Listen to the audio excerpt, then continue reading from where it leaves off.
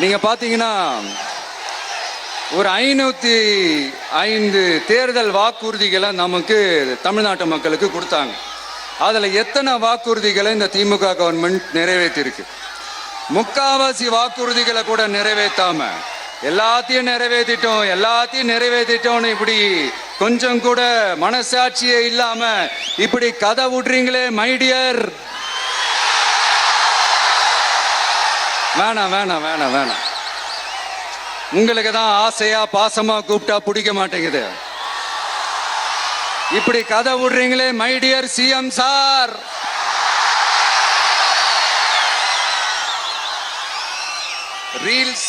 Reels வேற, reality வேற நீங்களே சொல்லிட்டு இப்ப நீங்க விடுறது அம்பட்டும் ரீல்ஸ் தான்.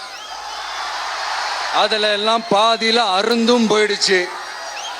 அப்படி அருந்து போன ரீல்ஸ் எல்லாம் கொஞ்சம் என்னன்னு பாப்போமா? கேஸ் சிலிண்டருக்கு மானியமா 100 ரூபாய் தரேன்னு சொன்னீங்களே, தந்தீங்களா? 1000 ரூபாய் ஒருத்தர் விடாம எல்லா பெண்களுக்கும் தருவேன்னு சொன்னீங்களே, தந்தீங்களா? டீசல் விலையில மீதி இருக்கிற 3 ரூபாய் குறைப்பேன்னு சொன்னீங்களே, குறைச்சிங்களா? நீட்டு தேர்வை ரத்து செய்வோம்னு சொன்னீங்களே, ரத்து செஞ்சீங்களா? கல்வி கடனை ரத்து செய்வோம்னு சொன்னீங்களே, ரத்து செஞ்சீங்களா? மீனவர்களை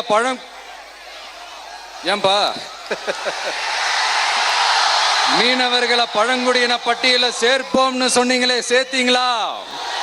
மீனவர்களுக்கு 2 லட்சம் வீடுகள் கட்டித்தரப்படும் சொன்னீங்களே, கட்டி தந்தீங்களா? அனைத்து மீனவ கிராமங்களிலும் மீன் உலர்த்தும் தளம் அமைக்கப்படும் சொன்னீங்களே, அமைச்சு கொடுத்தீங்களா? நெசவாளர்களுக்கு கூட்டுறவு சங்கத்துல கொடுக்கிற கடனுக்கு வட்டி 12% இருந்து 8% குறைக்கப்படும் சொன்னீங்களே, குறைச்சிங்களா? ஆட்டோ ஓட்டுறவங்களுக்கு சொந்த ஆட்டோ வாங்க 10,000 மானியம் வழங்குவோம்னு சொன்னீங்களே, வழங்குனீங்களா? அரசு ஊழியர்கள் ஆசிரியர்களுக்கு ஓல்டு பென்ஷன் ஸ்கீம் கொண்டு வருவேன்னு சொன்னீங்களே, கொண்டு வந்தீங்களா? பகுதி நேர ஆசிரியர்களுக்கு பணி நிரந்தரம்னு சொன்னீங்களே, செஞ்சீங்களா? சத்துணவு மற்றும் அங்கன்வாடி பணியாளர்களுக்கு அரசு பணி உறுதின்னு சொன்னீங்களே, செஞ்சீங்களா? முதியோர் உதவித்தொகை 1500 ரூபாய் தருவேன்னு சொன்னீங்களே, தந்தீங்களா?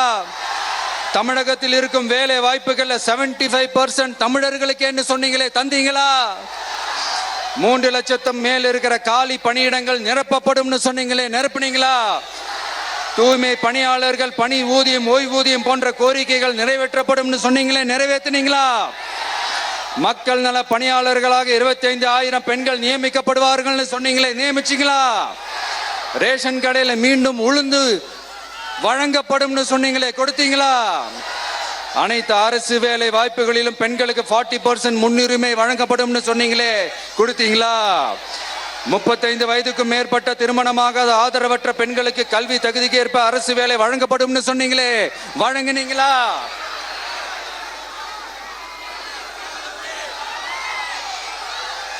வகுப்பு வாரியத்தின் கோரிக்கைகள் பரிசீலிக்கப்பட்டு மேற்கொள்ளப்படும் சொன்னீங்களே, செஞ்சீங்களா? அரசு வீட்டு வசதி மற்றும் குடிசை மாற்று வாரிய வீடுகளில் மாற்றுத்திறனாளிக்கு ஒதுக்கீடு செய்யப்படும் சொன்னீங்களே, செஞ்சீங்களா? இலங்கை தமிழர்களை காப்பாற்ற ஒரே தீர்வு பொது வாக்கெடுப்பு தான், அதை நடத்த வலியுறுத்துவோம்னு சொன்னீங்களே, செஞ்சீங்களா? இப்படியே நம்ம கேள்வி கேட்டுக்கிட்டே இருக்க வேண்டியதுதான். இவங்க கிட்ட இருந்து எந்த பதிலும் வரப்போறது இல்ல. ஏன்னா இருந்தாதானே. அதனால நான் உங்களை கேட்கிறேன், செய்வோம்னு சொன்னாங்களே, செஞ்சாங்களா? சத்தமா மைடியர். வேணாம். அப்படி கூப்பிட்டா, ஆசையா பாசமா கூப்பிட்டா அவங்களுக்கு பிடிக்க மாட்டேங்குது. அதனால கேக்குதா மைடியர் சிஎம் சார்? அவங்க பண்றது துரோகம்னா நீங்க பண்றது நம்பிக்கை மோசடி.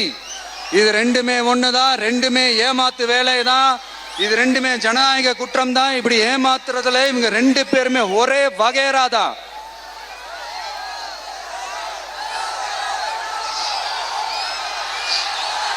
முந்தானேத்து வரைக்கும் ஒன்றிய பிரதமர், இப்போ இந்திய பிரதமர். இப்படி மாத்தி பிளேட்டை மாத்தி பேசுறதுல நம்ம சிஎம் சார் ரொம்ப பிரில்லியன்ட். இப்ப புரியுதா மக்களே? மறைமுக உறவுக்காரர்கள்னு நாம ஏன் சொல்றோம்னு?